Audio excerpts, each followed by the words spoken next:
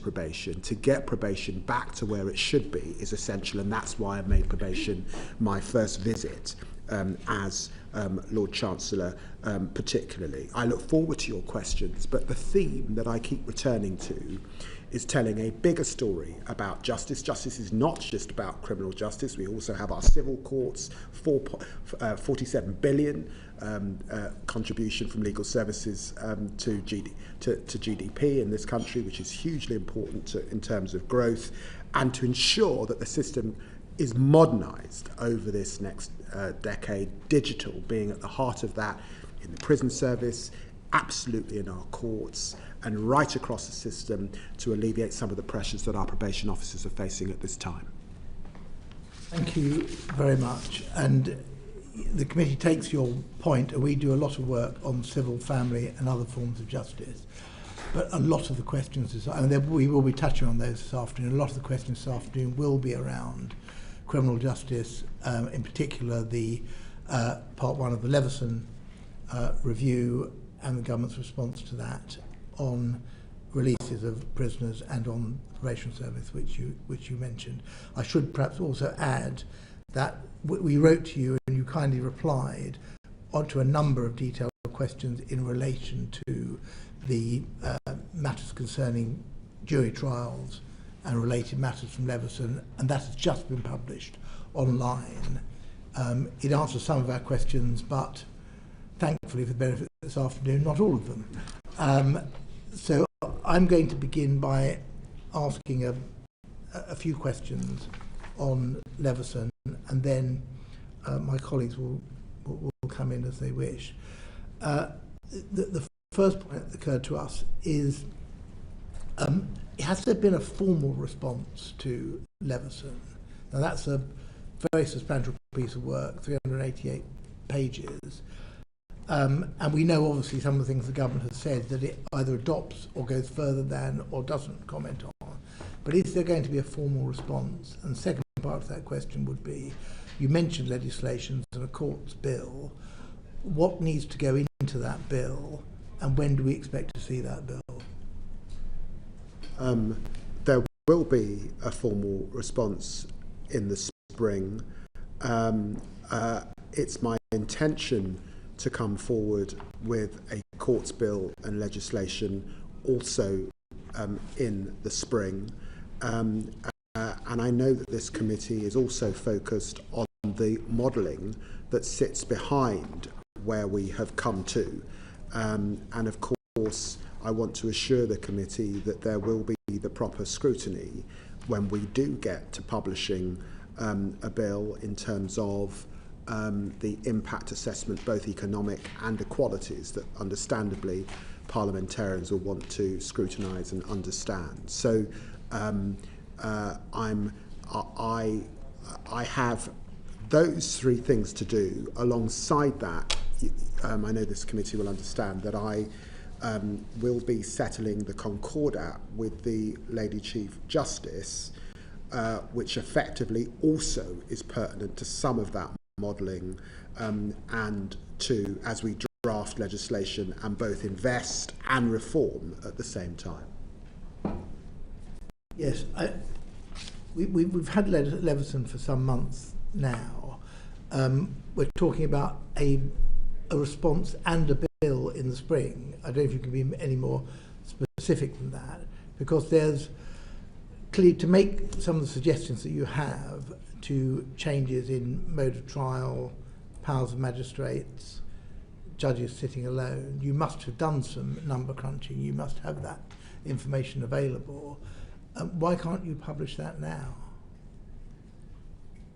Some of those numbers will actually relate to where we come out in the Concordat process, both in terms of investment in sitting days and where we end up, and therefore I'm not able to publish the modelling now.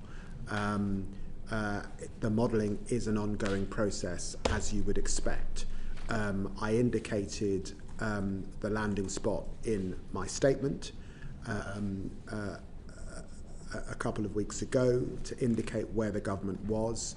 We will be coming forward with a bill, and the detailed work is going on as we speak, and some of that detailed work, of course, involves work with the judiciary. Do you know when part 2 of Levenson is going to be published? Will your response deal with that as well, and will the legislation deal with that as well? Sir Brian has indicated that he expects to produce his response also in the spring, so the spring will be very busy. Part of the reason why it was determined to have, if you like, part 1, which is the reform which will require legislation, and part 2, which is really about processes and efficiency, which is unlikely to require legislation, is that we could get on with both, if you like, at the same time. But we will obviously, we are very much in the hands of Parliament once we introduce the bill and how long it takes to pass through the House. So I don't anticipate that Levenson 2 will require legislation. And I think it will be processes that we can get on with, and we will need to consider that carefully. So I'm not anticipating a response immediately to Levenson Part 2. Where do we look now? Spring, we know, is a movable feast, movable season in political terms. Where do we go now to find out exactly what the government is proposing to do? Because it's a subject of great interest to the public and to politicians now, and we're sort of reliant on individual statements and answers to questions and things of that nature. That doesn't seem satisfactory for something as substantial as this. Well, look, I recognise the need for this committee to be able to scrutinise. And I will reflect on how I can support the committee in that scrutiny. And it may be that there's a pre-legislative way in which the committee can get on with its important work. I know that the Chair will recognise that it's not unusual for government to make a statement, and indeed if we come forward with legislation in the spring, that will be still in this session of Parliament and pretty early for the government to come forward with that legislation. And that legislation will, as I've said, have the impact of statements, and that will be subject to a lot of scrutiny, including by this committee. Do you expect the bill to become law, well, presumably not in this session of Parliament, in the next session before the end of the year? When will the measures in the bill take effect? Well, it's my hope that the bill gets royal assent by the end of next year. That is, of course, my hope, and that is why I want to bring forward the bill in the spring, because that's how we get the maximum benefit of those reforms. Effectively, the backlog will continue to go up, even if we're getting on with implementing part 2 of Sir Brian Levenson's work, even notwithstanding the fact, and we'll talk further about this no doubt, that I want to continue to invest in sitting days. So it's not until we get this legislation, in fact, that we'll be able to be doing all 3 of those things: investment, reform and modernisation. You're talking about substantial changes to mode of trial, restriction of jury trial, substantial increase in magistrate sentencing powers, judges sitting alone, not even with magistrates alongside them. Would you be making any or all of those changes were it not for the backlog? I think that's a very good question. Modernisation is required anyway. Let's put the backlog to one side, because when we look at the trends, they are worrying. We've got tribally the way offences in the magistrates' court taking longer. We've got trials taking longer. We've got police arresting more, up 10%.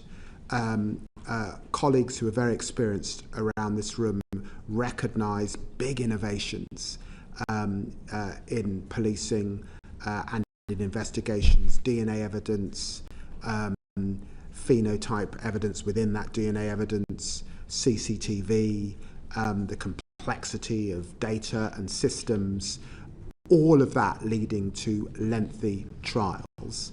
And so I do believe that the time has come to modernise a criminal court system that has effectively not been modernised since 1971, and that was the year before I was born.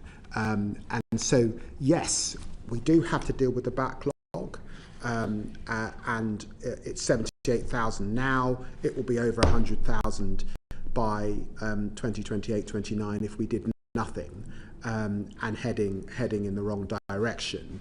But frankly, because of what's happening, and indeed this place is legislating more, historic crimes are driving arrests. There's complexity with some of the sexual offences that this House has put onto the statute book. All of that requires, I believe, some reform to the criminal justice system. So you see, I think it was almost a yes or no question. Sorry, and it's the answer. I wanted to give you this. It's the answer. Yes, even if the backlog was at a sustainable level, that you will still be looking to make some of these changes, restrictions of jury trials, not allowing a rehearing from a magistrate's decision. There's significant changes in the way the system is operated, which are restricting in terms of the way the criminal justice system operates. And you're saying you would be going ahead with those in any event? Yes. There are several ways in which you can tackle the backlog. We can become more efficient, you can put more money in, or you can make the changes that you're proposing. Now, I don't know whether those are all worked out, but in the letter you sent to me last night, you say the open case log will be over 116,000 cases in our central scenario by June 2029, without taking further action, and over 125,000 cases in our high scenario, compared to around 78,000 currently. I'm assuming it doesn't say so in terms that is if you do nothing. That's right. If you do nothing, those are the sort of levels that it will rise to over that period of time. Now, clearly you could have pushed ahead with what additional resources you can put in, sitting days, for example, repairing courts so that more courts can be used. You could make the system more efficient. You could make prison transport more efficient so that there weren't so many delays in dealing with prisoners in custody. Before you had to make these controversial, substantial and difficult, requiring legislative change. So why didn't you take that approach? Well, I recognise the question, and we do have to do it. Sir Brian concluded, and I accept his judgment and his conclusions, that yes, efficiencies were important, but they would not be sufficient. And let's just step back and understand why they would not be sufficient.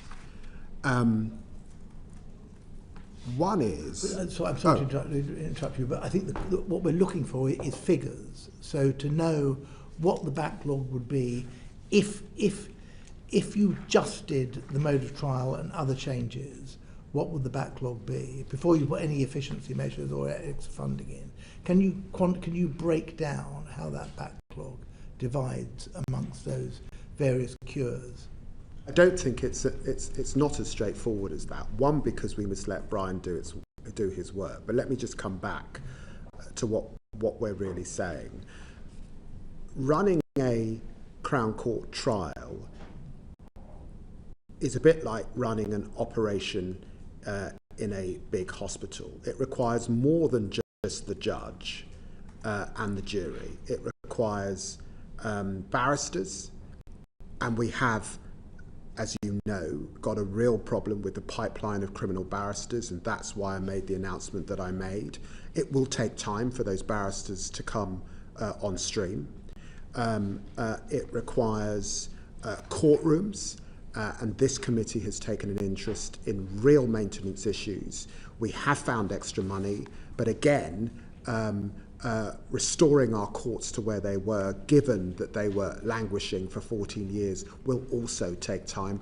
Victims can't wait and shouldn't have to wait.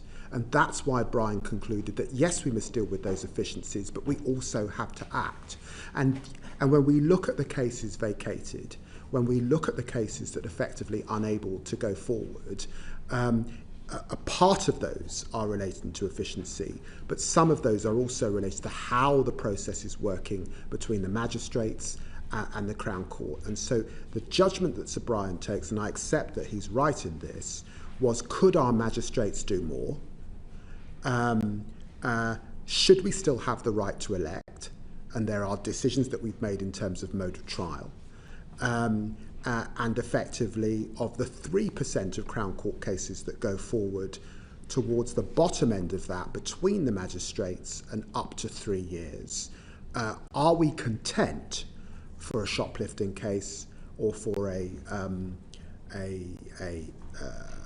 driving without insurance? Are we content for a case like that to be before a single judge? And that is the balance of judgment that I have taken.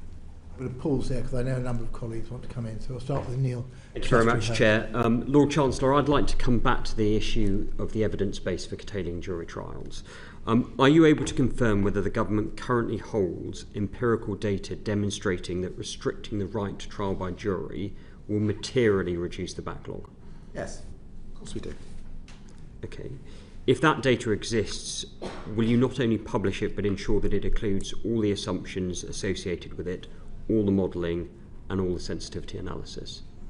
As you know, ministers have a range of data available to them. That data is being updated, it's being validated. Sir Brian himself relied on some of that data, which will inform our data.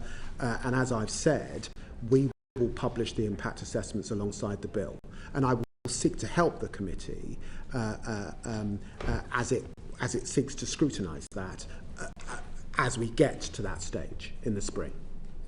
At the risk of repeating the question, you've said you'll publish the impact assessment, but will you include within that all of the assumptions, all of the modelling and all the sensitivity analysis?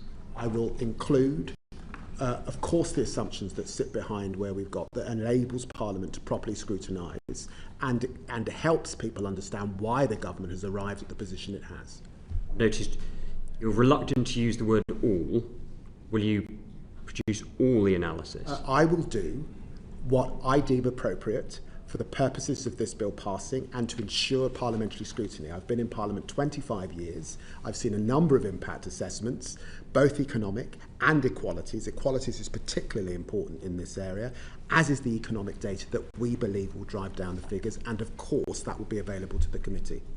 You will be aware that both the Bar Council and the Criminal Bar Association have concerns about this specific proposal. They have requested the data. Is there a reason that data has not been shared with them at this stage, given that they are such critical stakeholders? Well, we will continue to work with the Bar Council in the usual way, as you would expect. Do you accept their position, which is that Sir Brian, whilst it's a worthy piece of work, his recommendations have neither been piloted nor have they been modelled thoroughly? Do you accept that position that the Bar Council and the CBA have taken, or do you think they're wrong? Brian, we asked Brian to do a very serious piece of work. He was supported by a panel. Some of that work involved modelling in other common law jurisdictions which were comparable in terms of the changes that were made. You will know also that the department publishes a lot of data. This is the department that publishes a lot of data. Recent court and prison protections were published on the 4th of December. And as I've said, I totally understand that in order to get any legislation through, it's important that Parliament is able to do the proper scrutiny. And so I want to make sure that those impact statements are sound and are thorough, and that parliamentarians are able to do their work both in this place and the other place. There are currently in the region of 17,500 prisoners on remand in this country. Will these reforms apply retrospectively? No. Okay. You've also acknowledged that the proposals will not make a difference to the existing backlog in the short term. Given that that is the case, can you explain to victims, to witnesses, to defendants who are currently awaiting trial, often years in the future, why you're not looking at measures that will affect the backlog in a more expedient manner. No, that's a misunderstanding. What I've said is that legislation takes time, and so the proposals that we have accepted that we're making in relation to Sir Brian's recommendations will, of course, can only come into effect at royal assent. But we are getting on with investing in sitting days. That is happening now, and I've increased those sitting days. When the Lord Chancellor was here last year, we were talking at 106 sitting days. I'm able, record funding now, 111,250 sitting days, over 5,000 more than the previous government funded. So sitting days are up, the investment is up. Investing in court maintenance is essential and is happening. Modernisation is key, and part of that modernisation will emanate from Brian's part 2, which we can get on with from the spring of next year. So that will be happening. Sir Brian's report actually envisaged trials taking place with a jury and magistrates, not judges sitting. Sorry, a judge and magistrates, not judges sitting alone. How does the government reconcile that distinction with the current proposals that are being put forward? I think Brian recognised that we might come to a different judgment, and the judgment I came to was we are giving our magistrates more power in the Magistrates' Court in terms of their sentencing up to 18 months, but they could go to, or the government has the power to take that to 24. I'm recruiting more magistrates at this time, and therefore, on reflecting other systems, particularly the system in Canada, I settled on the single judge. Does it not mean that the evidence base which Sir Brian has reached was based upon his hypothesis of a judge and magistrates and not on a judge sitting alone, and therefore to extrapolate that would be a false result? That's why the Honourable Member rightly expects the modelling and the impact assessment in relation to the bill that we've actually come forward with, and that will be available to the committee. That opens the question that modelling hasn't been done to date, and therefore this is a proposal that is... It opens the question that, as I said, that the government is doing that modelling. Some of that modelling is based on where we end up with sitting days and the concordat with the Lady Chief Justice. That will be available at the point at which we publish a bill in the spring. But I will seek to do what I can in relation to this committee before that, if I can. That's the undertaking I've given.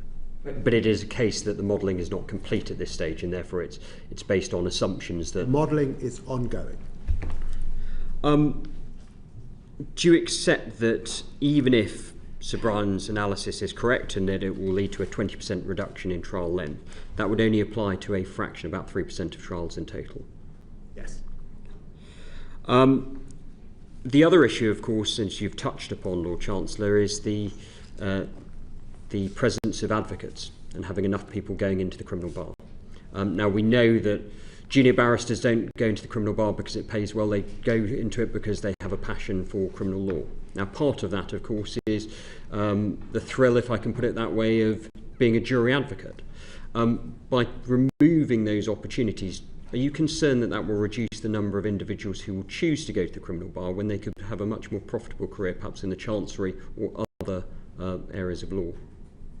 Well, it's precisely because I'm worried about the pattern and what we're seeing with the criminal bar and indeed with criminal solicitors that I've made the investment that I have in those match-funded mini pupilages, so that we see the next generation of criminal barristers coming through. That's hugely important over this next time. And so obviously there has been some attention on changes to jury trial, but I don't think we should lose the significant investment that we're making in legal aid, the uplift in fees, and the mini pupillage scheme, match-funded scheme, to ensure that we have that next generation of lawyers coming through.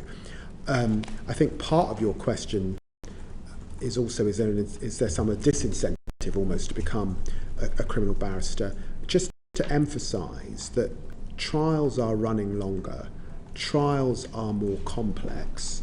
There will be a significant number of jury trials and indeed patterns in terms of more serious cases would suggest that there will still be a lot of jury trials. So there will be quite enough work to go around. Has your department undertaken any analysis of the impact that changes to the jury system will have on retention, particularly at the junior end of the bar? Sorry? Has your department done any analysis as to the impact of the proposed changes to jury trial on the retention of the junior end of the bar?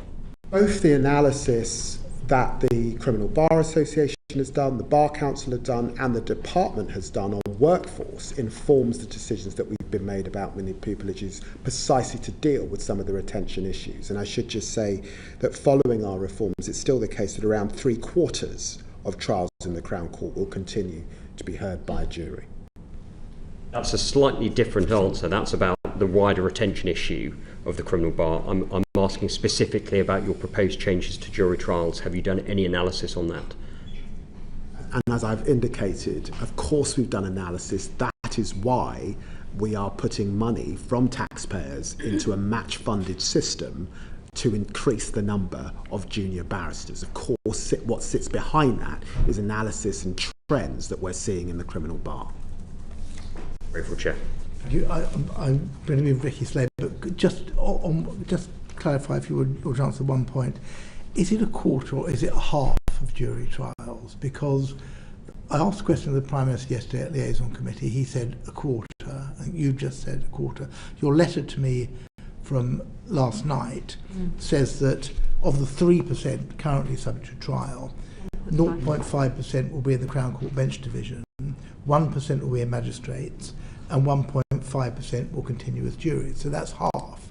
And that's the answer that one of your junior ministers, Jake Wishes, also gave to the Human Rights Committee, because I'm sitting on it last week. So is it a half or is it a quarter of jury trials that will be dealt with in other ways?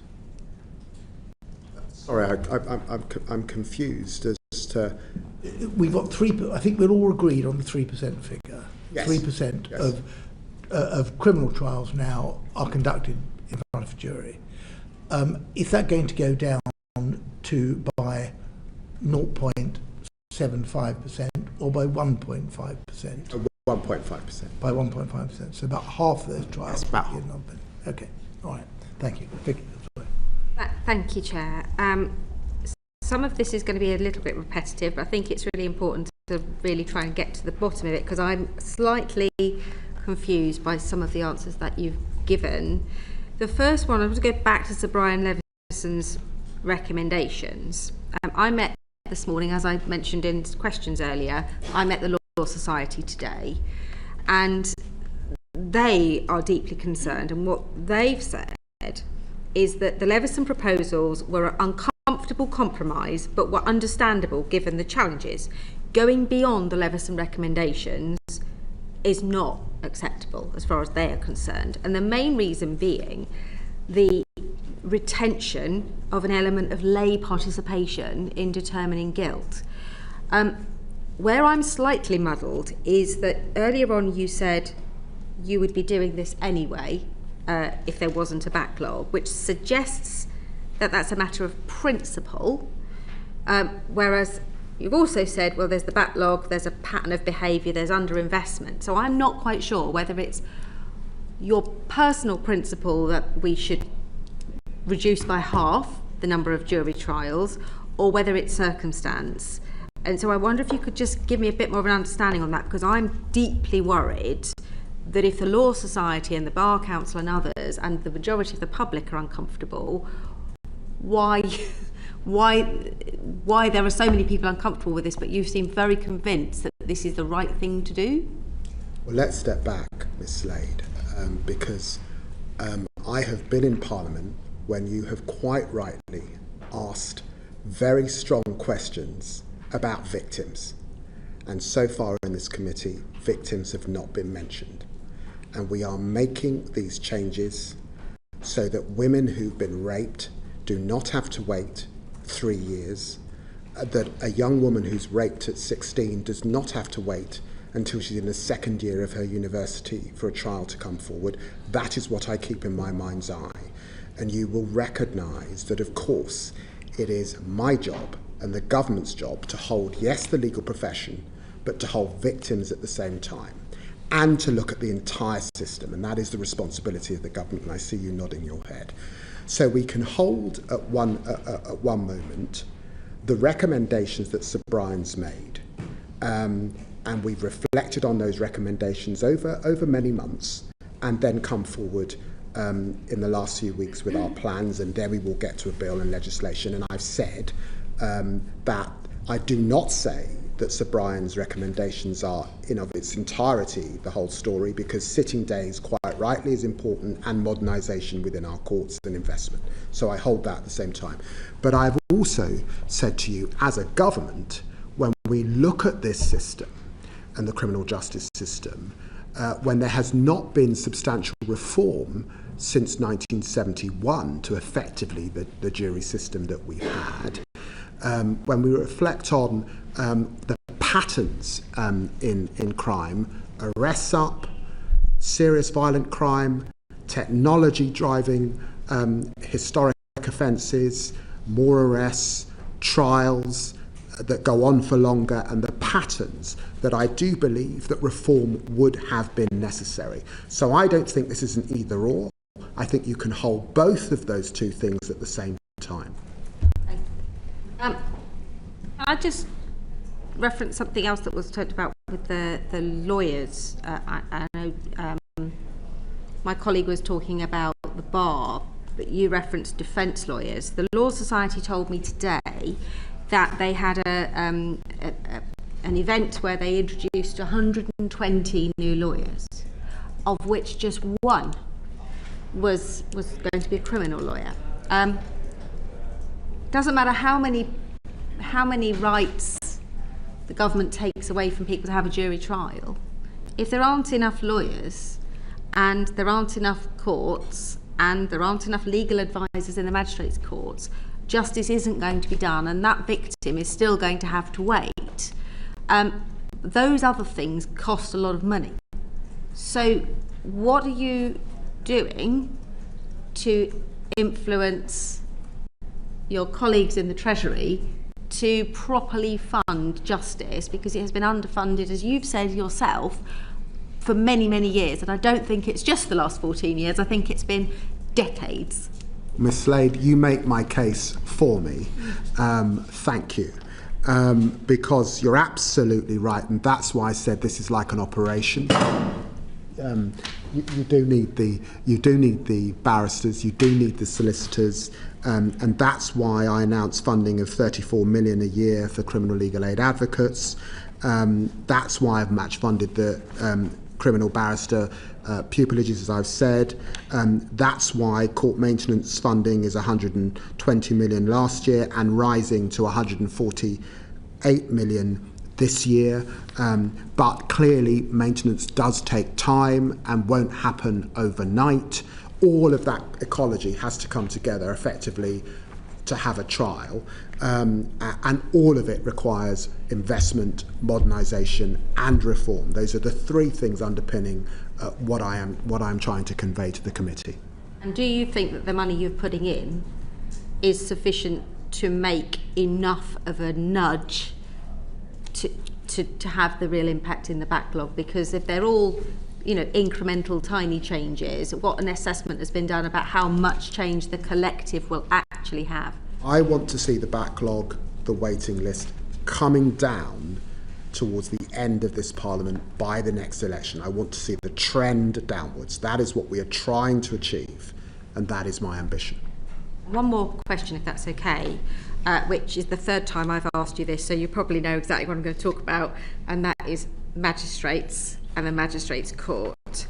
The question was asked earlier on this morning, but I'm not sure that we got a particularly robust answer, and it may be that you might need to come back on it, and that is the impact on both magistrates being comfortable with taking cases that have potentially much longer sentences. I mean, I said this morning that 18 months ago we were at 6 months, sentencing for magistrates. By the time we get to the end of next year, they could be looking at cases with a 2-year sentence. That's a very, very big difference for somebody without legal training and somebody who is effectively a member of the community, which I value, having magistrates working in the system. But taking a decision to deprive someone of their liberty for 2 years is very different than putting a fine on or a very short sentence. What assessment has been done on the impact of magistrates to be able to cope with that, magistrates to be able to manage that, manage much longer trials, because as you said, the Crown Court trials are a lot longer, but also the willingness of people to become magistrates and stay magistrates, given that the role is completely different and given that they are effectively the sort of, the school governors, if you like, of the system, but might feel that this is too much of an overreach. Magistrates Association are supporting these reforms and are up to it, but they're not doing that in a way that says they're not requiring the training and the investment that goes in. And just as magistrates were trained to move from 6 months to 1 year, of course over this next period, and we've got some time because this, it will take us to the end of the year to get royal assent and then implementation in 2027, to train up our magistrates to take on these new responsibilities. At the moment, magistrates completed around 1.4 million criminal cases last year. That is a substantial amount. I thank our magistrates hugely for the work that they do, and I am going to be increasing the investment into our magistracy, and I want to see increased recruitment into our magistracy. My sense is that people are up for being a magistrate. They are a very important part of our system, the lay role that they take. And my view is that they can do more. They are up for more. They can make these decisions. They do the job very, very well indeed, and I want to support them to do more. Russell and then Tony Vaughan. Thank you. Lord Chancellor, you have spoken strongly about the importance of centring victims in this discussion, which I entirely agree with. At the moment, the average wait from reporting a rape to the end of a criminal trial is 6 years. What figure do you think would be acceptable for that period of time? Woman waiting 6 years is our country and our state being in breach, frankly, of that Magna Carta Article 40 edict that justice delayed is justice denied. I've said that I want to see the backlog falling downwards by the end of the next Parliament. That's as ambitious as I believe I'm able to be. And I urge the committee to reflect hard on what I'm saying and what Sir Brian Levenson has said, which is that we will need reform, as well as investment, as well as dealing with the efficiencies if we're serious about that. If we curtail that reform, we will not have that effect. And so we will do, as I've said, as we've been discussing about the modelling, we will come forward with that modelling and the impact during the passage of the bill, but I want to get that 6 years down, of course I do. Lord Chancellor, please may I reiterate my question. What do you consider, in a civilised society, in the 7th richest country on earth, would be an acceptable waiting time? Well, I would hope that no woman is waiting much longer than 2 years to get justice. That's what would feel, I think, acceptable in a complex system and in a major democracy such as ours, but we are a significant way from that at this point. In terms of the targets that you are setting, when do you anticipate that we would reach that? The only undertaking I can give to the committee, and I'm sorry that I'm not able to give a bigger undertaking than that, is the only undertaking I can do is that the backlog will be falling by the end of the next Parliament. But she will understand. She has heard. You have, Ms. Russell. You've heard questions from this committee that might limit those reforms, and therefore the desire that I know you hold sincerely to reduce that weight for the victim, I don't believe the system would produce if we were just dealing with efficiencies. And so that's my hesitation. I quite agree that the system will not produce that improvement if we are just dealing with efficiencies. I also question whether the proposed reforms would even touch the sides of moving that dial down from 6 years. I think the ambition is to see this start to come down a bit. So, well, I want to emphasise, I do think it's important to emphasise that if we take this new CCBD division of the Crown Court, and they are dealing with, say, possession of a Class B drug, they are dealing with shoplifting, they are dealing with the ownership of a dangerous dog type case, they are dealing with those cases by a single judge, and Sir Brian's estimate that means the system would be 20% faster, then effectively, once you've taken those cases out, the rape case that goes to trial is speeded up. And that is the significance of the proposal. The proposal reduces half of 3%. Jean, I'm sure it will. I think it will significantly increase the speed of those trials. But we're talking about half of 3% of the total criminal backlog. So my question is, if we want to really move the dial on that 6 years, what do we need to do? And are we going to do it? No, I'm confident that if we're increasing sitting days to the end of this Parliament, and it's my intention to do that, if we are increasing investment in our courts and in our maintenance, and I hope to continue to do that, if we are implementing these reforms, that after the next election, we will be into a much better horizon for victims right across the board. Thank you, Chair. Thank you for your answer so far, Lord Chancellor. I just want to come back to this issue of the impact assessment and the 20%. So what I wanted to ask about is just, will it transparently show not just the assumptions, as you said in response to your question from Dr. Shastri-Hurst, but also the evidence and the analysis underpinning that figure, and in particular, will it list all of the factors which it is said would save time, so jury empanelment and deliberations, and also list those things which would add time, so things like the judge having to write their judgment, which they don't currently have to do in a criminal case, so that we can get a sense of what really underpins it? Yes, it will. And so, in terms of the impact assessment, I mean, how much will it show? How much of the backlog reduction will come from restricting jury trial as opposed to other measures like increased sitting days? We will endeavour to do that. Will it show the sitting days that are saved as a result of restricting jury trials in sitting days? We will endeavour to do that. Brilliant. I just want to ask about the Concordat, which you touched on earlier. Your letter said that we may need 139,000 sitting days by 2030 to meet demand. Is the barrier to sitting 139 days physical, that is not just not enough courtrooms or judges, or financial? And if you had the money, could you actually physically sit those days? We haven't got the judges, the courts, the barristers to sit to that. Obviously, that is an estimate of where we would be if we did nothing. But the system could actually not be that hot at this time. And in terms of what the 1% of cases that is being retained by the Magistrates Court, it's particularly important that you have a right of appeal that is effective.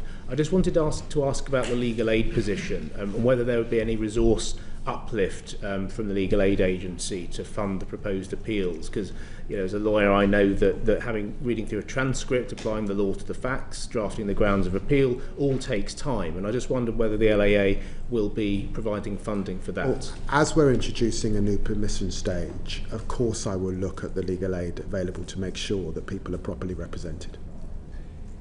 And I just wanted to ask about the proportion of resources. It may be that it's in the papers and I haven't picked it up, but I mean, what proportion of the total criminal court's budget is used up by the 1.5% of cases that will lose jury trial in actual money terms? Because I know we've talked about numbers of cases, and some people have said, well, obviously it's a small number to justify such a drastic reform, but what does that look like in actual pounds, and how could any savings be redeployed to cut the backlog in other ways? Can I come back to you on that? I haven't got that figure available to you. And then the last thing I wanted to ask about is diversity, and that's something that Yes. I don't need to lecture you on. What specific mechanisms will there be to monitor disproportionate impacts on minority groups, conviction rates, sentence lengths, all disaggregated by race and other protected characteristics, so we can see the impact of these changes on all criminal trials, so that we can make sure there is no the problems that you identified in your report around racial bias in the justice system are not magnified, because you know very well that the conviction rates at magistrates court level are quite a bit higher than those before jury. Well, thank you, Mr. Vaughan, for asking that question. And can I be crystal clear that there will be, in the event of implementation, the undertaking and the commitment to ensure that all data is published, so that the full scrutiny of the effect of these changes in relation to different ethnic groups is fully understood. I would want to emphasise that centering victims means it is important that we recognise that if you're black, for example, you're 13 times more likely to be a victim of crime than if you're white, 43% more likely, by the way, if you come from a mixed ethnic background, and if you're black, you're 4 times more likely to be a victim of homicide compared to white victims. For all of those reasons, as Ms. Russell was indicating, it's important that we recognise that black, Asian and minority ethnic people are also victims and want to see the system speeding up. If your son has sadly been murdered following a knife crime, you don't want to wait 3 years, 4 years for that trial to come on. But it's also the case that the work that I did in the Lammy review on disproportionality is of course important. It did underpin our understanding of the jury system, and I did focus a lot on accountability and, if you like, sunlight being the best disinfectant. And in relation to that, it's important to recognise that judges now will be given their reasoning, that we are putting in place the transcripts and the transcribe system, because we've got the digital technology that we did not see in the Lammy review, that our magistrates' courts will now have recordings. You will know what the magistrate said, so that you can appeal it if you ever find yourself back at the bar. So for all of those reasons, accountability and transparency was the underpinning of understanding how things are disproportional, and as I say, sunlight being the best disinfectant. Thank you. And the last question I had kind of builds on that, and it relates to the judiciary, because obviously it's not just about magistrates' court here, and a slightly kind of related issue, but as we know, the High Court judiciary is not representative of the British population, and I just wondered what, if any, additional pressure you can bring to bear on the judiciary to make sure it's fit for the 21st century, so that we have a greater reflection of British people within our High Courts. We have got greater representation of ethnic minority amongst our magistrates since I did my review, 31% in London. We have got greater representation amongst our court judges, up from 6% to 11% since I did my review, and 21% amongst new entrants into the judiciary, which is a trend that is good, if you like, into the middle ranks and upwards in the years ahead. It is important to emphasise this because some people have not fully understood my review. When I was commissioned to do the review, I was asked to look at whether juries were fair, because some people had concerns that if you had an all-white jury, it was unfair. I asked Professor Cheryl Thomas to look at this, and she concluded that juries are fair precisely because the 12 people, whatever their background, makes the system very fair and accountable. We did not find that there was disparity between judges, magistrates, and a jury, however. Some people have then gone on to conclude that. That is not what we found. There was some evidence at the sentencing point, but who recognises that judges sentence after the jury trial anyway. So I just want to make that clear to the system. Thank you. We're going to move on to another topic, just before we leave juries entirely. But you in your last answer there, do you accept that a judge sitting alone without magistrates, which, as you say, there is diversity amongst magistrates, a judge sitting alone is no less likely to discriminate than a judge sitting with a jury? Is that your evidence? No, what I'm suggesting is that in the Lammy review, I looked at juries and gave them a clean bill of health. I looked at sentencing, and I did find disproportionality at the point of sentencing. I did not find disproportionality between a magistrate and a jury. That is different in terms of determination. You're not worried at all about a judge sitting on their own without magistrates or a jury sentencing to somebody to 3 years, or possibly more? In balancing victims of crime, and I've given you the statistics affecting black, Asian and minority ethnic people, and balancing the sorts of crimes that will be in front of the Crown Court bench division and more serious crimes, I've come out at that 18 to 3 year threshold. That's where I've come out, and I do believe that that's the right balance. The data will all be available to scrutinise. The decision-making of our judiciary will be available. In the end, you don't have a decision or much of a decision from a judge at the moment. You will have that decision as a result of the system that we are introducing, and I think that will allow to better accountability. You accept that the higher ranks of judiciary, I think we have no one from an ethnic minority in the Supreme Court. This is a matter we discussed with the Lady Chief Justice 2 or 3 weeks ago. One, Lord Justice Singh, I think, in the Court of Appeal, and there is no other person from an ethnic minority. I do accept, of course, that as you go up the system, there is work to do, and that is where we will be appointing a new chair of the Judicial Appointments Commission in the coming months, and that is still a job in hand, absolutely. But of course, I know that the chair will understand that the reforms that we are making do not pertain to the very highest courts in the land. If I could sum up that part of the session, I think we would probably say the jury's out, and we are looking forward to having a lot more data to see what the effect will be, both on jury trials and on the backlog. But the one area we haven't covered is what the effect will be on the prison population. And are you going to publish data on that as well? We know what the court review says, or the sentencing bill says, in relation to accommodating, if I could put it that way, a growing prison population.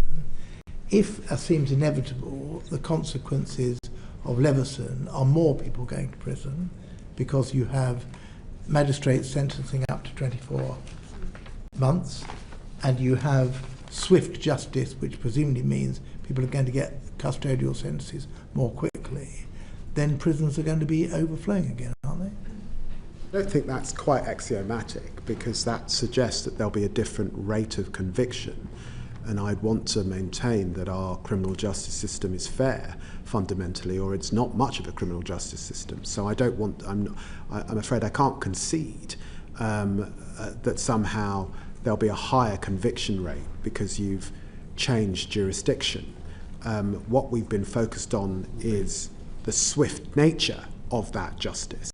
But as I've said, of course, the modelling that sits behind it will be available to the committee. Well, it's not. I don't ask you to take responsibility for the last government, but it was an administrative rather than political decision the then Justice Minister decided, or then Courts Minister decided, not to increase magistrates' court sentencing powers because they negatively impacted short-term prison pressures. It's just a matter of fact, isn't it? Well, we will be publishing the prison capacity modelling in January, and as I say, there will be modelling attached to this implementation. Thank you. Change topic. Thank you. Sarah Russell is going to ask about civil justice. So what area were we moving on to? Civil justice. So we have a question about the county court, if I may. So our recent inquiry into the county courts revealed a dysfunctional system, full of delay, and recommended a root and branch review. Given that government has seen fit to commission major reviews on sentencing in the criminal court, the recommendations that we made for the county court have been rejected. What is the plan for civil justice?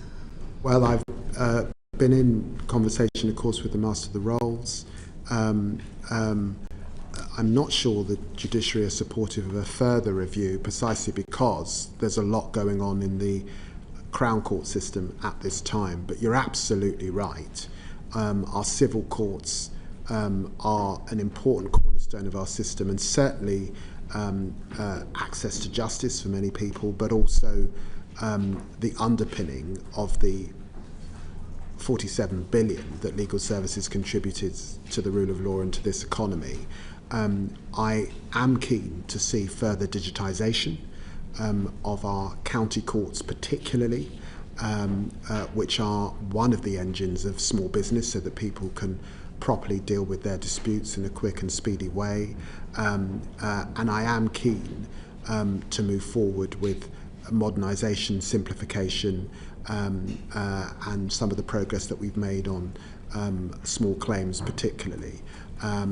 It's also the case that, of course, in the family area, the pathfinder in the private law area is incredibly important, and I want to continue to support that and to support mediation as well. You referred to family law, and in your introduction you said that you were proud of the increases in legal aid rates. The current fixed fees in family legal aid are based on an hourly rate of £44 per hour. If we contrast that with national rates recommended by HMRC for solicitors in general, solicitors with over 8 years' experience, the recommended rate is £288 per hour. This excludes London, so this is national rates. Solicitors with over 4 years' experience, £242 an hour. So that's anyone who's basically sufficiently senior to do any sort of supervisory work at all whatsoever. Any newly qualified solicitor up to 4 years, £197 an hour. I would reiterate the current legal aid rates are based on £44 an hour. They went up £1 an hour in 1996 and haven't been reviewed since. Discuss. Well, in looking at the balance, and I know that Sarah Sackman has, Minister Sackman has been on this issue very deliberatively, the evidence base was that we did need to come forward with making progress on housing and immigration first, and of course we are funding the Pathfinder project, and there are other ways of resolution, particularly in the family arena, mediation being one of those. But I do want to emphasise that just as we have seen in the criminal area, solicitors and barristers moving to other areas of work, that I have been concerned at those patterns in family law, and I hope to be able to come forward with further proposals in the months ahead. Lord Chancellor, the only people who can get family legal aid have suffered from domestic abuse or their children are being taken into care. I would strongly suggest that mediation is probably not appropriate in most of those situations. £44 an hour is completely and utterly unsustainable. The same position applies in discrimination employment work, where recently there was a tendering exercise. The HMRC were looking for 4 potential providers of discrimination work. They received 2 tenders. The system is literally collapsed. I don't want to diminish the challenge, We have launched a new survey of legal aid providers to understand fully the context, and we are commissioning a feasibility study on the best way to monitor demand for civil legal aid particularly. There was acute areas in the area of immigration and housing, which is why we prioritise those areas, but I do not want to diminish the seriousness facing those who've got family disputes.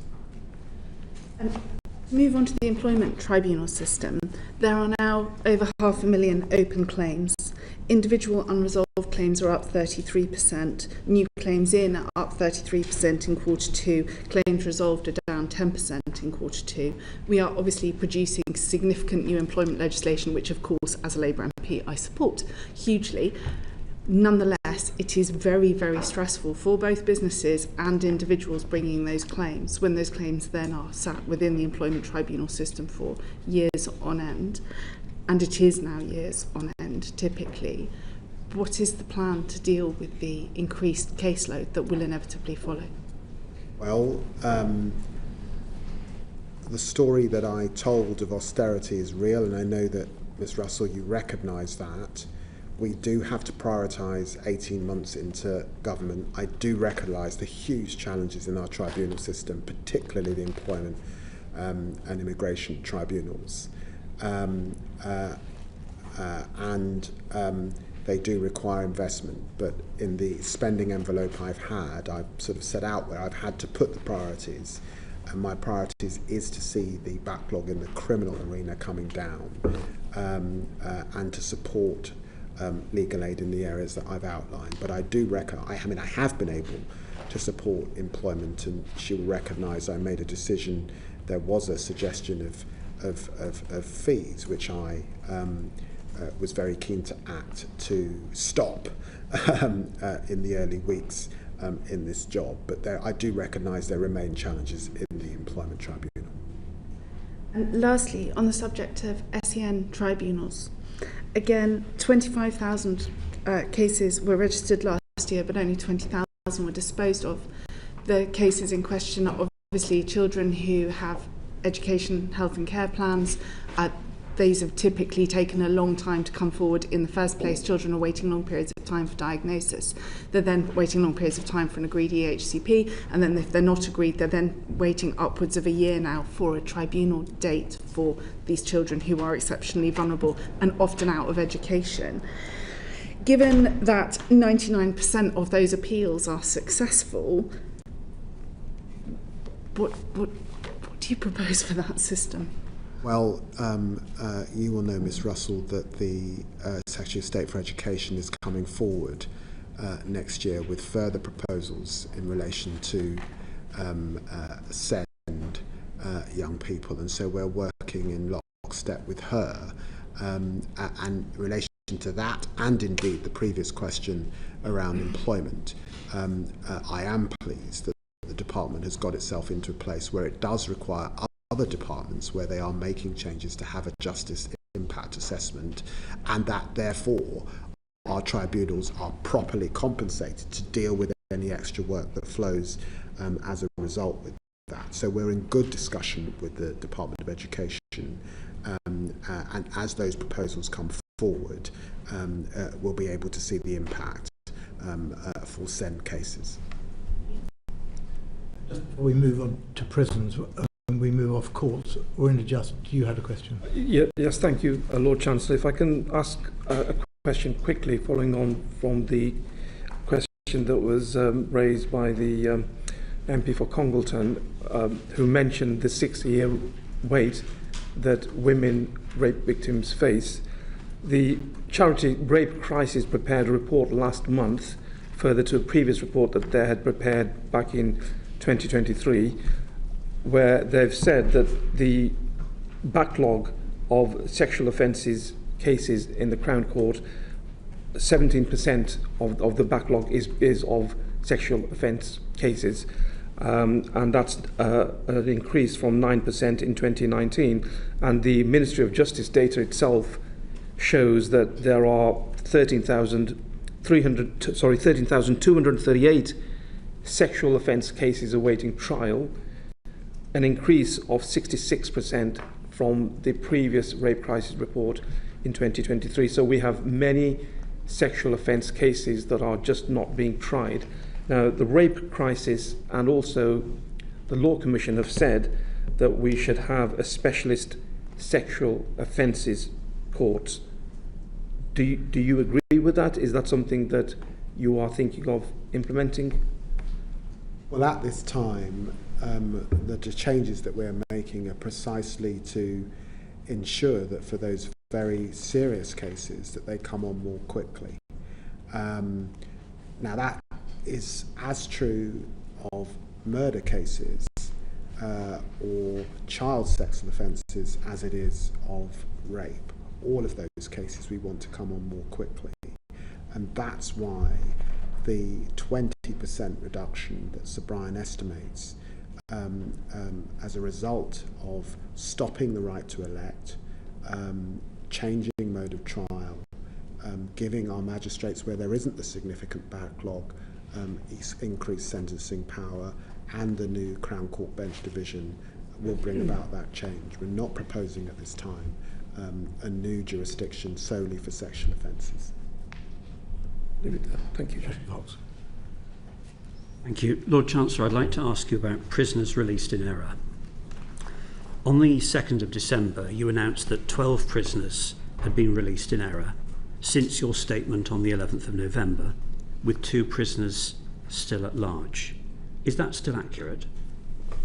Well, I first gave figures on the 11th of November at my oral statement. At the time, I announced for the first time an ad hoc data release from April to October of this year, which showed that there had been 91 releases in error in that period, and I confirmed that there were 3 unlawfully at large. You're right that I gave figures again on the 2nd of December during a media interview. At the time, the numbers were 12 releases in error since the oral statement and 2 unlawfully at large. That is more data released out of the cycle. The last government, as you know, were releasing once a year in July than ever before. In the meantime, and importantly, I've met with Dame Lynn Owens just yesterday. She's looking closely at the data issue. She's due to report in the new year, and she will be making recommendations into data releases and that data, and it's important that I allow her to do that work, and so there will not be further data releases until she comes forward with her report in the early part of next year. But it would be reasonable for me to assume that that figure is no longer accurate and there have been more accidental releases since then. Well, between April 2024 and March 2025, there were 262 releases in error. That was averaging at 21 a month. In the 7 months from April to October, there were 91, that averaging at 13 a month. I did indicate that the trend looks to be downwards, and Mr. Fox, you will be aware that I did put in mandatory stronger texts that I wanted prison governors to make, a new investment in tech and digital, because this is a paper-based system. It has been a paper-based system for many years. The last government had 4 different release schemes that added to complexity. We came in as a result of the prison capacity crisis, which this committee has looked at very closely. We introduced the SDS 40 scheme. That is a lot of paper complexity, and therefore there are errors, and it was important for me to put in that new tech, to have a courts hotline, because there are problems between the courts and the prisons sometime in this area, and of course Dame Lynn Owens' review. So I think that has made some contribution, but this is an uphill task, partly because it's a paper-based system, and partly because we're asking very junior prison officers to make this decision. And Mr. Fox, you will be aware that under the last government we lost 6,000 prison officers up to 2013. those officers who are very experienced, never to come back, have gone out of the system. And for all of those reasons, errors are being made. We're asking good people, prison officers, to work in a pretty pressured environment. And I should say that it's important to recognise, notwithstanding the errors that have been made, that there were 57,000 releases from our prisons, and these errors account for 0.5%. Now, for all victims, that is worrying, and the system should not be making these errors. But I do want to put those errors into context. You talked about a paper-based system and how it was very complex. But given that the number of prisoners released by accident doubled between 23-24 and 2024-25, would you accept that your government's early release schemes made the system even more complex and more unmanageable, and that is partially responsible for the number of prisoners released in error? Well, there were 800 releases in error under the last government. In which year was that? There was very serious. The figure was spiking from 2021. As I have said to you... 262 was an all-time high. Let me, as I have said to you, that there were 4 different release schemes in the last stage of the last government which added to complexity. And we put in an early release scheme that has also added to complexity. But that scheme was put in to make sure that we still had the prison places to lock up very bad people, and I don't think, Mr. Fox, you're suggesting that we should not have done that, because you, I know, would be someone who wants to see criminals in the right place, and that's in prison. So yes, the truth is that our officers are dealing with a complex paper-based system. That is what we inherited. That is what we are unpicking. And just to remind you that under the last government, Rayon Nubi released in error, Louis Mutasavis released in error, William Fernandez released in error, and William Fernandez, who was released in error in March 2021, went on to commit horrific sexual crimes. That is to say that these errors have been happening under both governments. We need to bear down on it. We need to see that number coming down to historic levels. But I actually don't believe this to be a partisan issue. I believe this to be an issue that is occurring because of complexity, because of paper, and because junior people, both in our courts and in our prisons, are having to make fine assessments in a prison system that actually releases many people every year. Lord Chancellor, you referred to the last government being responsible for 800 prisoner releases. I assume you're talking of the cumulative over 14 years. In the year you referred to, 2021, 54 prisoners were released in error, and I'm taking these numbers from your webpage. In 2023-24, it was 115, and that figure doubled to 262 in 24-25. That's a massive increase. It's 5 times more than 21-22. And I'm putting to you that actually it's the very complicated release scheme that your government put in place that is responsible for that spike. Well, within the figures that you've just suggested, there was a spike from just over 50 to 121 under the last government. So in Mr. Fox, you do accept that there was a spike under the last government, and I've said there were 4 prison release schemes that contributed to that. We're in agreement. I've also said that the SDS scheme that we introduced when we came into government because of an emergency that I think he accepts, so we had to do it, has also led to that complexity. So I don't think there's actually disagreement between us. You said last month that you'd introduced the strongest release checks that have ever been in place for prisoners, and these included mandatory checklist and the physical presence of the governor for certain releases.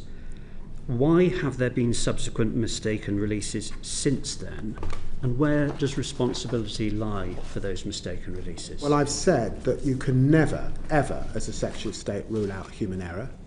I've said that there are 57 1,000 releases from prisons every day. A prison's not like a warehouse. There are people that come in and out. Some people leaving for day release and employment and coming back to prison. Some people releasing to go to hospital and coming back to prison. Some people being released to go to an immigration tribunal and coming back to prison. And some people that are released permanently either into probation or to an immigration centre for removal. So that's a pretty complex ecology that we have. Within that, this is a paper-based system. And so I have also said very clearly that there is a mountain to climb.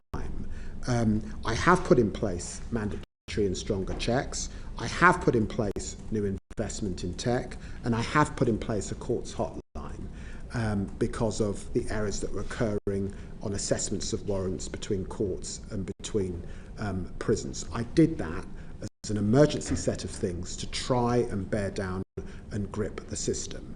But the important work that underpins that is the independent review that's being led by Dame Lynn Owens. She will report in a few weeks' time, and the government will act, of course, on her report. But there is a mountain to climb to get these figures down to historic levels. And those are historic levels that preceded both the spike that we saw under the last government and the spike that we've seen under this one.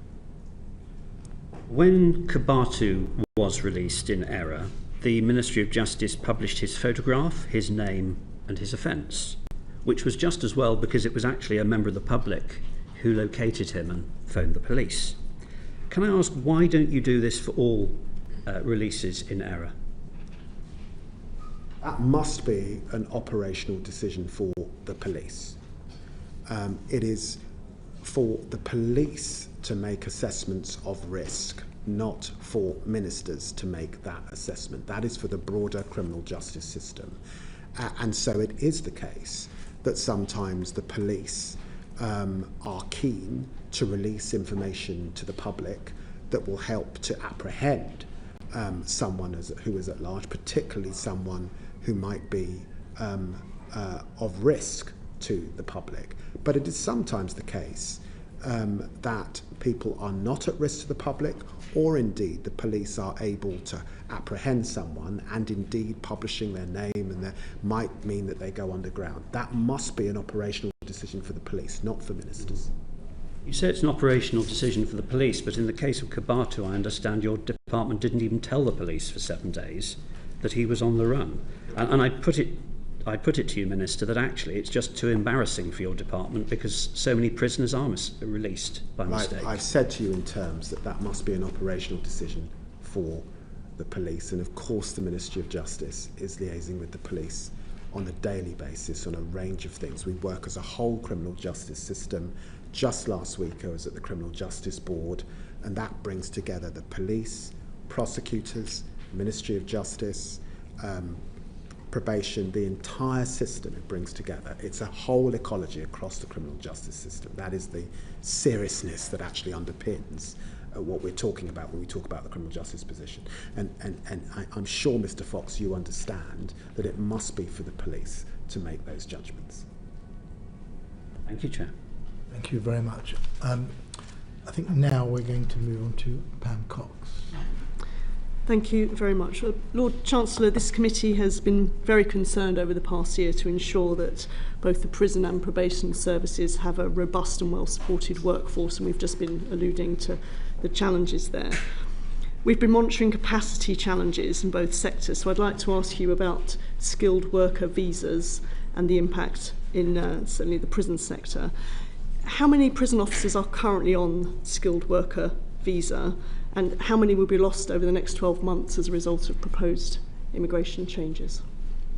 Well, can I emphasise that I recognise that this is an issue that has preoccupied the committee, and it's an issue that's preoccupied parliamentarians.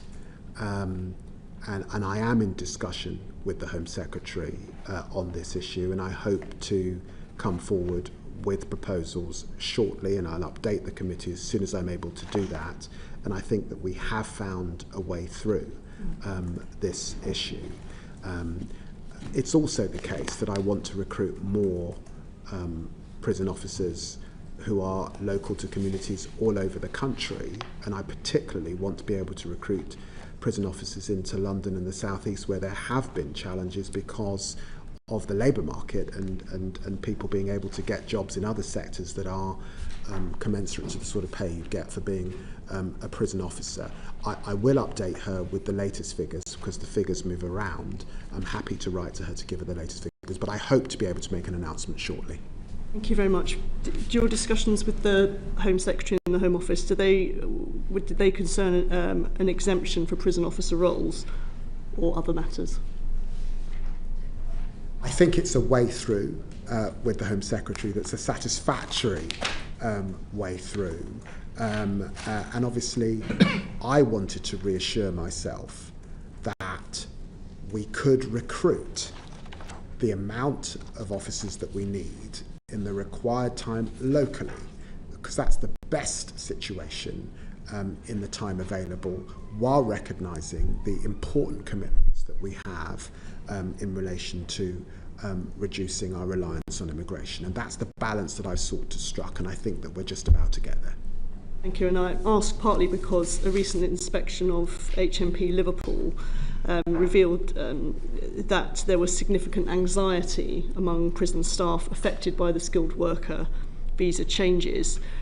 So how are you and your colleagues managing morale among those who currently hold skilled worker visas at this challenging time? I do recognise that people currently on skilled worker visas, and they're largely from West Africa, and I'm hugely grateful to the contribution that they have made, do want a degree of certainty and understanding, and the prisons themselves, and I met with a round table of governors, certainly want certainty where they rely hugely on those extra numbers. And the most important thing, of course, is that we have prison officers able to meet the demand that we see in prison places, and that's paramount. And so that's the conversation that I've been having with the Home Secretary, understanding the desire to get a British workforce across the board. And I think that there is a way through, and as I say, I hope to be able to come back to the committee very shortly on that. Thank you. I'll wrap another question around staffing and probation, if I may. It seemed to follow on quite nicely. So the sentencing bill places a welcome and fresh emphasis on community justice. That will, of course, place additional demands on probation services. The probation service currently has a vacancy rate of 22% nationally, rising to 33% in some regions. So given current and projected staffing shortfalls, how will probation practitioners be able to manage increased casework safely? Hugely important that we secured 700 million going into probation over this next period so that we can recruit those extra full-time equivalent staff. It was standing at 21,527 in September of this year. That's an increase of 22% from June of 2021. It is an upward trend. There is more to do, and I know that you know our commitment to recruit 1,300 trainee probation officers over this next year. But it's not just about the numbers. It's also about helping our probation officers get back to face-to-face contact with probation officers.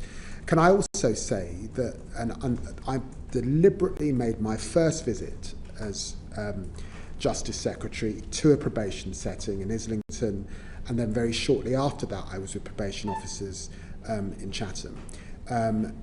We do need to reward our probation officers better, and I am in discussions with the Treasury so we can give our probation officers a good reward, recognising too, and I know that Scott, that you recognise this, it's a profession, 76% of our probation officers are women, and often we see inequality in terms of women, in terms of pay.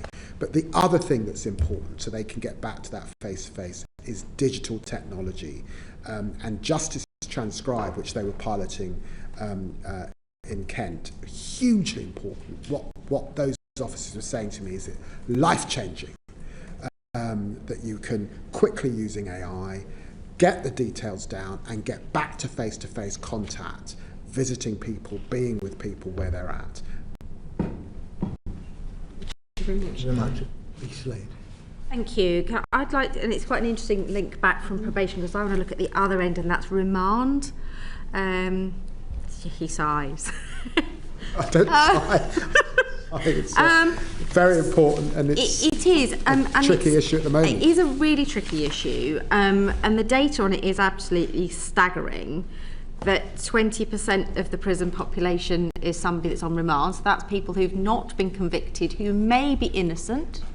I admit a lot of them won't be, and it's important that, you know, where people are convicted of violent offences, or where there are, you know, people who are afraid of their perpetrators, that they are kept out of the way. So I would hate you to pivot to that position, but there are some people here who are going to be serving longer on remand than they would do for a sentence. We know when this committee, prior to many of us being here, looked at this last time, there were over 770 who'd done more than 2 years. At the moment, the number of people on remand has gone up 55% in the last 4 years, and nearly 1 in 5 of them have been beyond the custody time limit. What are you doing to review, given your commitment to technology, the use of technology to allow more people to be remanded on bail, tagged, curfewed, etc., so that you can get that prison population down in a safe way? Ms. Slade, you're absolutely right. The remand figures are deeply worrying, and the spike in the wrong system, wrong direction, suggests a system that's overheated. At the moment, we've got 17,700 prisoners, which represents a 20% of the total population, and that's up 70% since 2020.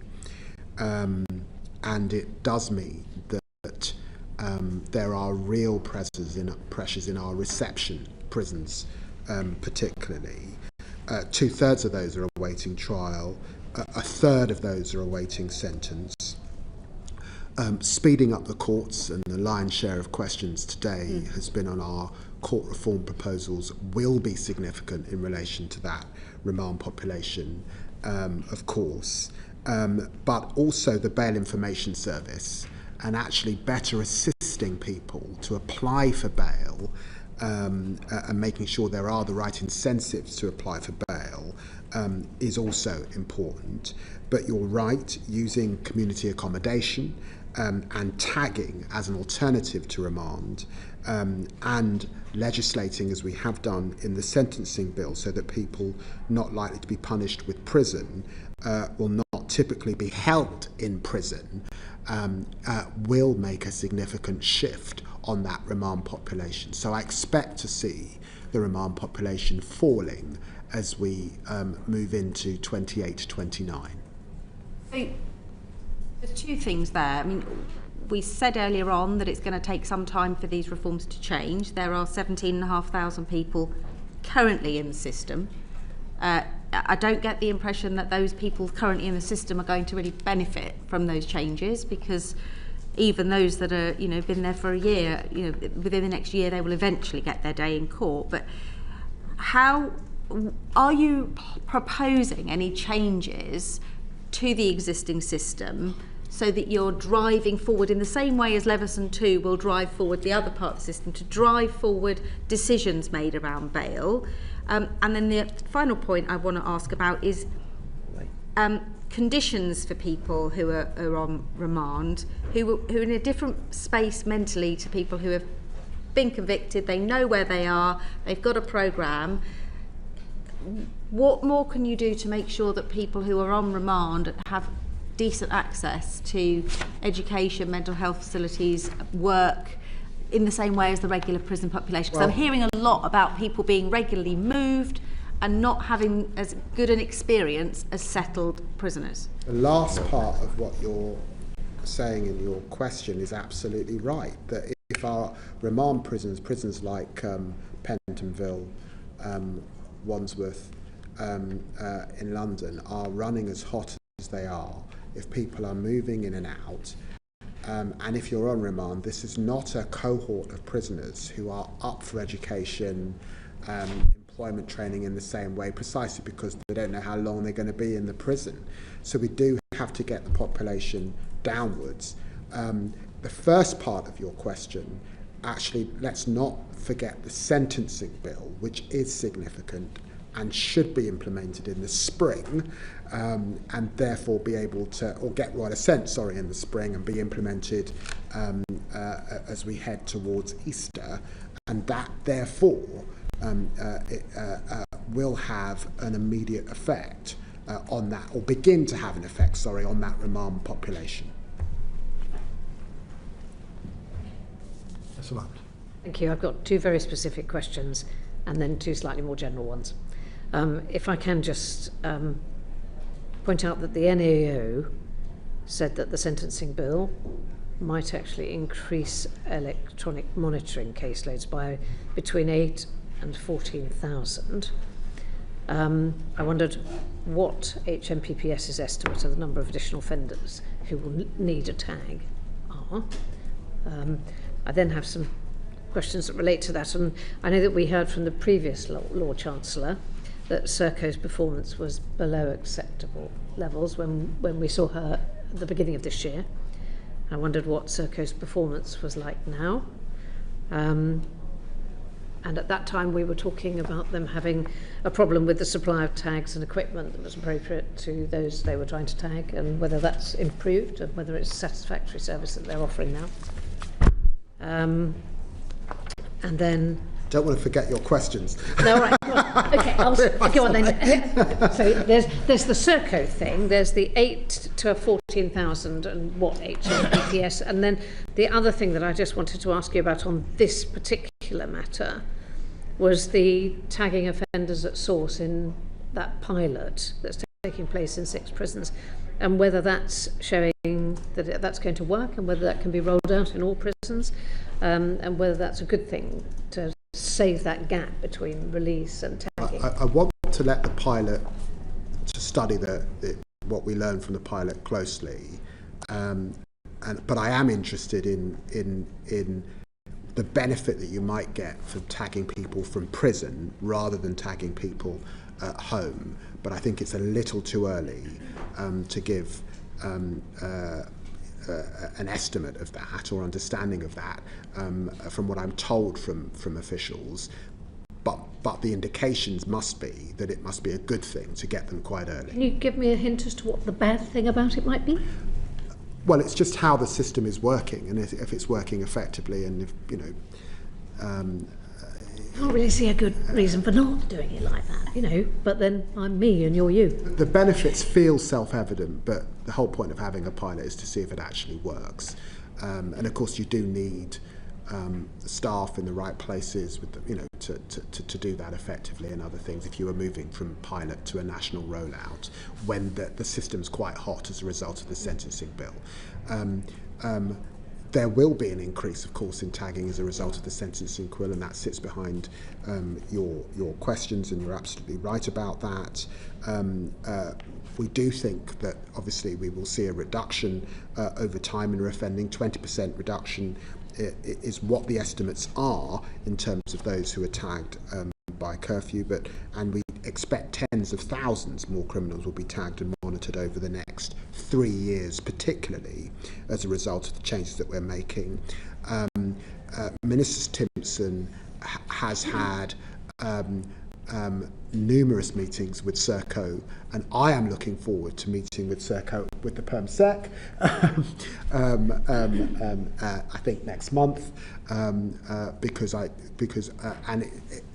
now we have had to be more exacting about ensuring that they are living up to their contract, and that work continues as we head into implementation following the sentencing bill when it passes through Parliament. And do we have a sense that actually our end of things, our procurement and our writing of contracts is up to scratch? Do we think that? It's improved considerably from where it was. It's got some way to go? It's improved considerably from where it was, and we've got a roadmap as we get to implementation later on in the middle of next year. Thank you. Thing two. I was going to ask you about more offenders being managed within the community and that whole matter of what steps have been taken to increase the availability of support services. And back to that electronic monitoring thing, we heard last week, we were talking about prisoner accommodation, those who are released, their accommodation. And again, the National Audit Office said the increased use of electronic monitoring would depend on prison leavers having and finding suitable accommodation. But it seems that the number of people leaving prison with someone to stay on the night has actually reduced in recent years. And we're very clear, aren't we, about the fact that last week's evidence showed that there wasn't enough accommodation for the number of people to meet the demand for accommodation. And I just wondered what you might be doing to address that particular matter. Very important, because in the end we know that to reduce reoffending, there are sort of three key buckets that are important. One is housing, the second is employment, and the third is sort of mental health, addiction type issues that can drive offenders back into reoffending. Very pleased, and this is my first opportunity to talk about it because it's just last week, that with our colleagues in the Department for Communities and Local Government, we've now committed to a 50% reduction in the proportion of people who become homeless on their first night out of prison and are subject to probation supervision. And that is an important target to set the system. We know if you're sleeping rough on the first night, it's heading downhill effectively from there. So making a commitment to reduce that, working with local authorities, is hugely important. The second thing is also an overall increase by the end of this Parliament in the number of prison leavers in settled accommodation at 3 months after release. Again, working with local authorities and communities to ensure that there is a safe place to land for those offenders so that they can properly get on with their lives. And of course, the trajectory, and I do want to, there have been reflections on the last 14 years over the course of this committee, but there was an upward trend in terms of the employment picture for prisoners, and the proportion of prison leavers sentenced to 12 months or more who were employed within 6 months of their release more than doubled in the past 4 performance years, which is really important. And obviously I want to continue that trend and the good work that's going on to get those prisons employment. Can you remind me, from what to what? The figures that I've got in front of me are that we went from 15 to 38% in 2024-25. So 15% in 2020-21 to 38% in 2024-25, which is really important.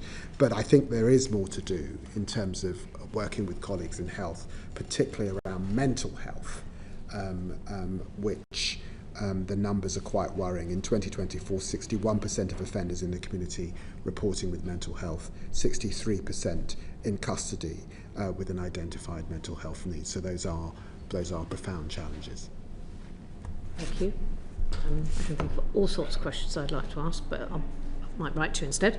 Can I ask you just 2 general questions now? And that is, I wondered if you could just give us an overview of your view about what should happen where you have prisoners who proclaim innocence over an extended period of time. And I'm aware of that, well, we're all aware of a number of cases where people have gone way past their original release date with no discount whatsoever, and they still say they're innocent, and they still say they're innocent. Just wondered whether you'd got any thoughts about how we deal with people who would prefer to stay in prison over an extended period of time than be released because they feel it's a matter of justice and honour that they get their appeal and are proclaimed innocent if that's what they want. Just wondered how you feel about that. What do you think we should do? We have a system, which is the CCRC. Might not fit everybody at the moment. And I haven't heard representations on this from the CCRC, but I'm happy to hear them. I mean, having visited so many prisons over the years, I am aware of that cohort, small cohort that I think it is, Ms. Munt, that you're talking about. It's obviously difficult for the system to discern the merits or truth of the assertion, and it does feel to some extent a judicial assertion or a judicial assessment, or at least one that should be made by the parole board, not by the minister. So I haven't got great reflections on that, but I'm happy to hear from you if you have. Thank you. And can I just test you on IPP sentences? Would you like to say something about those? Because I mean, they were abolished in 2012, weren't they? And we have we've looked at this a little, have we not?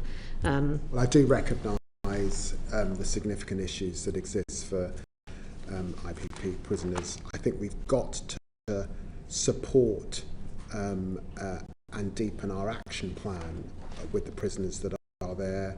There's more work to do on recall.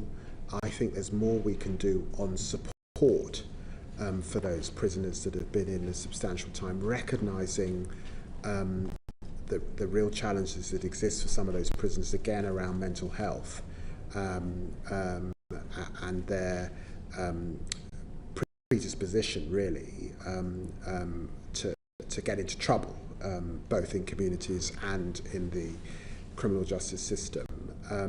It's a matter that has been a topic of great discussion in the other place during the passage of the sentencing bill, where there are obviously a cohort of senior members of the Lords and former ministers who feel very strongly about this issue precisely because it's an issue that they implemented. Thank you very much. I'm going to go to Warinda, then Sarah, and then Pam. That may be it, or I may have 2 minutes at the end. Lord Chancellor, when it comes to providing support services for offenders and the issue of stopping reoffending, with women offenders, over 80% of criminal justice involved women have themselves suffered abuse at some point in their lives and have either been diagnosed with a mental condition or have been referred for a mental health condition.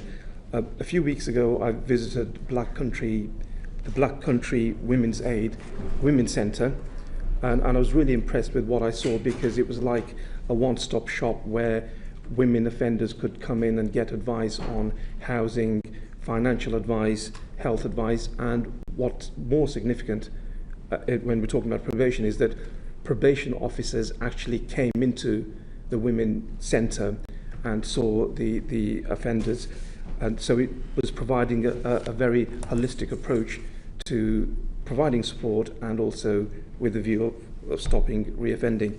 So my question is, are there any plans to actually involve women's centres with rehabilitation and having a probation service?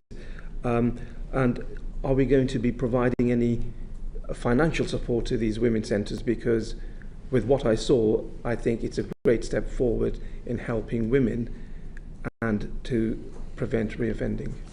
In short, yes. I have met many women that are in the criminal justice system as a result of a man who's abused her, a man who's pimped her, a man who's taken advantage of her. I think there's lots more that we can do to reduce the number of women in custody and in the prison system.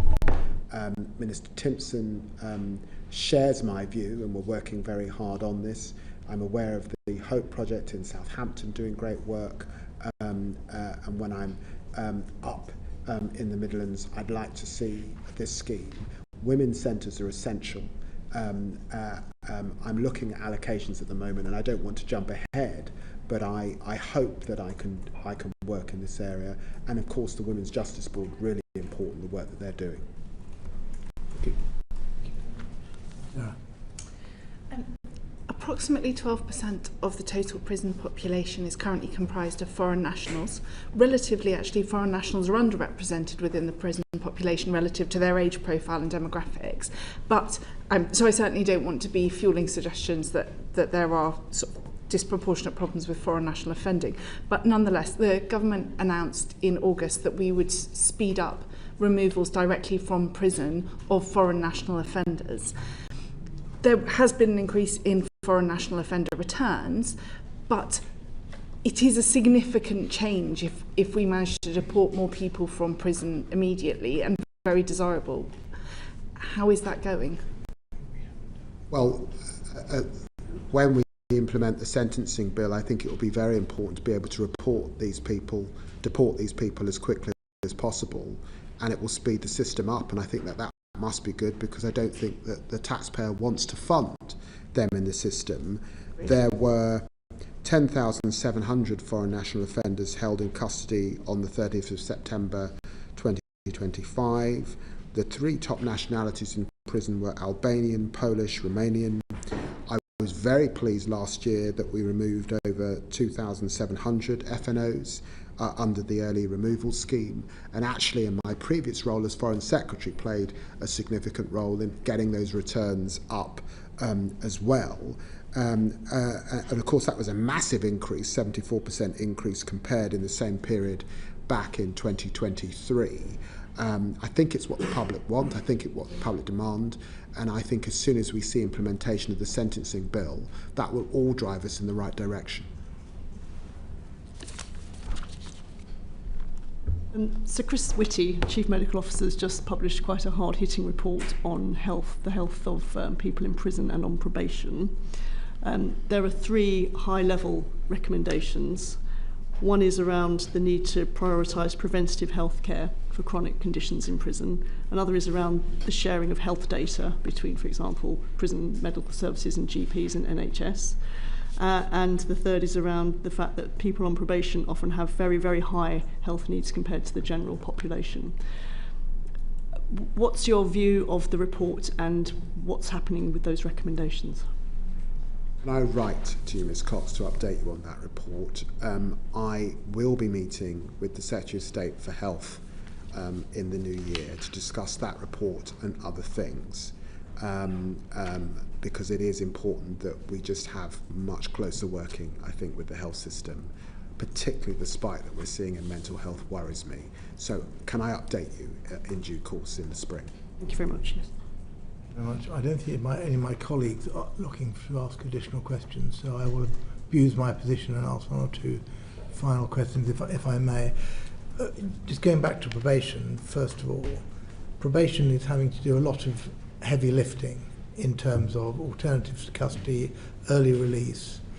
The significant sum of £700 million has been mentioned, but can you say how that divides between additional probation officers or, on the one hand, additional tagging, which you were asked about earlier, on the other hand, and what confidence you have, given the very underwhelming inspectorate reports there have been into probation services recently. No fault of the officers there, but clearly the service, there is both low morale and underachievement. How do you think that service, in the current state that it's in, is going to cope with all the additional pressures which your policies are putting on them? Well, that's why the money is so important. And it goes back to the points that I made before. The two things that probation officers say to me is pay, and we will have to settle their pay into next year when we come back in the new year, and workload. And that's where the technology is hugely important. That's where investing in further staff are important. The recruitment targets that we've set and meeting those recruitment targets are hugely important. But it's also where our vision, which we set out in our future probation service, it is hugely important. When we made that commitment to reducing workloads by 25% by 2027 is essential, because 2027 is effectively very important once the sentencing bill is implemented, but also probation reset, which is our commitment, very importantly, to ensure that our probation officers are spending more time with the most serious and dangerous offenders, and we're getting the balance right across the cohort of people that require probation in our communities, and working with them to achieve that. So there is a lot to do, but what I would say is we all know that when we look across the criminal justice system, the lowest base of all was probation because of the botched, unbelievably bad changes that were made by Chris Grayling, which were damaging to a Rolls-Royce service. And we've got to get this service back to being a Rolls-Royce service once again. Wonderful people, hugely committed, who need a lot of support.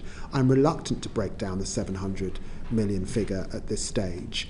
Some of it will be used for recruitment, of course. Some of it will be used for our future probation service and the probation reset. So I'm reluctant to give a breakdown, because this has got to be a flexible system working with probation officers on the ground. And I met with the inspector to discuss what he's finding. There are green shoots emerging there. We talked a lot about modelling at the beginning, and you said you'd come back to us in relation to the court's backlog or publish evidence. Don't you have a similar problem with prisons, which is, yes, you are finding alternatives to custody, yes, you are releasing people early from prison, yes, you are building new prisons, but at the same time the numbers are set to rise. Isn't it right that prisons will remain full for the foreseeable future? Isn't it right that we have excessive numbers of people being returned to prison because of sometimes relatively minor breaches of the terms of their licence? And rehabilitation is going to be very difficult going forward if you still have full prisons throughout the country. Well, it will take time. This is not going to happen overnight, and you're right about that. But I do think we will see an uplift initially after the sentencing bill. But I think that both the sentencing bill, then as we get into 2027 with the courts bill coming into effect, we will start to see the pressure take effect. I think the investment in probation officers as those new officers come on stream, which will be hugely important. The reducing workload that technology will bring will be hugely important. And of course, we get the extra prison places coming on. We've already got 2,900 extra prison places. That's really significant. And we only had 500 in 14 years under the last government. Getting to 14,000 by 2031 should not be underestimated, because that, of course, increases our prison capacity. So all of that combined will make a big difference. But it took a lot of years to run this system down. I don't think anyone thinks that you can turn this around in 18 months in office. And so all of my remarks are, I'm indicating improvement over the course of this Parliament as we head into 2028-29. Very last question. You were asked in Justice Questions this morning, although the answer came from one of your junior ministers, about the current hunger strikes that are taking place in prisons. That was replied to with a very firm no, the question about whether ministers, or I assume officials, would meet with representatives, the legal representatives of those. So I don't imagine I'll get a different answer from you, but are you concerned, given we often talk about self-harm, or we often talk about the risk to prisoners in that way, are you concerned with what's happening in relation to those hunger strikes, and what provisions are you making for the health and welfare of those prisoners? Well, or remand prisoners? Every year, over 100 people do refuse food in prison and go on hunger strike. There are established rules which were set up back in 2012. Those rules are loosely referred to as the Mandela rules. They were actually updated earlier on this year, and individuals that diminish in health do go to hospital, and some of these individuals have been to hospital. They then become the responsibility of colleagues in the National Health Service, and of course the prison system works closely with the National Health Service. There have some who've suggested that I should act to give these individuals bail. The Chair will recognise that that is not something that any Secretary of State could possibly do, and it would not be right to do. That is a judicial decision that must be made by judges, and indeed lawyers are able to apply for bail for individuals, and they can go before the courts. If there are issues that require complaint or concern, those should be raised with the prison governor or raised with the prison ombudsman. But the prison system is used to dealing with people who go on hunger strike. These are sensitive issues, but I would also remind the Chair that some of the offences are very serious offences, and it's for a judge to determine whether you should be on bail or whether you should be in remand in prison, and it's judges to make that determination. But they are offences of criminal damage. I think a police officer a female police officer was attacked in one of these cases, or involving a number of these defendants. So I simply say that the established system must be followed, and that must firstly be to the governor, or to make a complaint, a formal complaint. The prison ombudsman is there. It is not routine for ministers to get involved in these cases. Thank you very much, Secretary of State. It brings an end to our proceedings for this afternoon. And it remains for me to say thank you to you and to the Permanent Secretary, who's had a sort of an easy afternoon, but a quieter afternoon since you might have imagined, and to wish you a Merry Christmas and extend that to all the members of the committee and indeed the public and press. So thank you very much, and we'll end our proceedings there. Order.